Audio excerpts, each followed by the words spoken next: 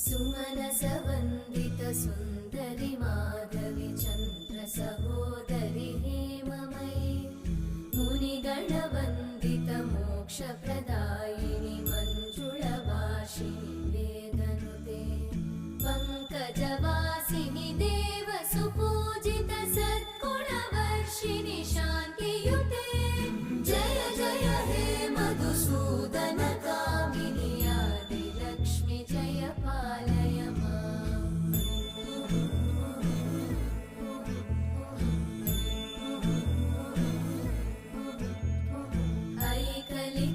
ऐकलिकल्मषनाशिनि कामिनि वैदिकरूपिणि वेदमये क्षीरसमुद्भव